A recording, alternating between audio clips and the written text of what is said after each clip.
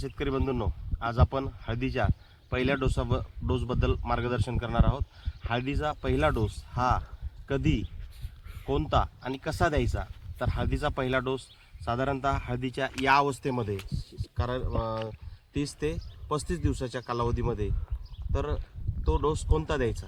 तर त्यामध्ये ammonium sulphate 50 kilo, त्याच्यानंतर सिंगल सुपर फॉस्फेट 50 किलो, त्याच्यानंतर दाणेदार 50 kilo, DAP 50 kilo, silicon powder 50 kilo, निंबोळी पेंड 50 किलो आणि मिक्स मायक्रोन्यूट्रॉन म्हणजेच जी किट असते मार्केटमध्ये मिळते ते 25 किलो असं पूर्ण खत हे आपण एकत्रित त्या ठिकाणी मिक्स करायचं।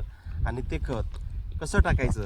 तर ते खत या बेडमध्ये या 2 तासाच्या मध्ये आपल्याला घालायचं।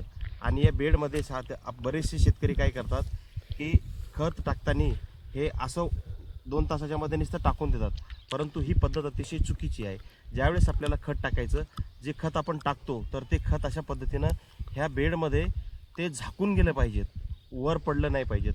कारण जे खत वर जमिनीवर पडतं आणि पाणी पडल्याच्या नंतर त्या खताचं बाष्पीभवन होऊन त्याच्यातलं जवळजवळ 50% खत हे हवेमध्ये जातं। आणि जो काय आपण एक 10,000चा, 15,000चा, 20,000चा खत त्या खताचा डोस एवढा महागाचा आपण त्या ठिकाणी देतो, परंतु तो त्या ठिकाणी प्रॉपर लागू होत नाही। त्यासाठी प्रॉपर लागू होण्यासाठी आपल्याला त्या ठिकाणी तो खताचा डोस या मातीमध्ये पूर्णपणे झाकून टाकायचा असेल। कारण आज तुम्हाला माहीत असेल खताचे भाव या ठिकाणी गगनाला भिडलेले आहेत। 2200, 2400, 2600 रुपयापर्यंत खताची एक बॅग झाली। आणि एवढं खत आपण या ठिकाणी हळदीला घालतो, परंतु यातलं 50% खत सुद्धा या हळदीला लागू होत नाही। त्याचं कारण म्हणजे आपण खत उघडं टाकतो आणि मग पाणी पडलं की त्याचं बाष्पीभवन होऊन ते उडून जातं। म्हणून आपण ही चूक या ठिकाणी पूर्ण हळदीच्या शेतकऱ्यांनी या ठिकाणी करायची नाही। आपण जे दिलेलं खत आहे हे खत या ठिकाणी आपण प्रॉपर या ठिकाणी झाकून टाकायचं आहे। धन्यवाद।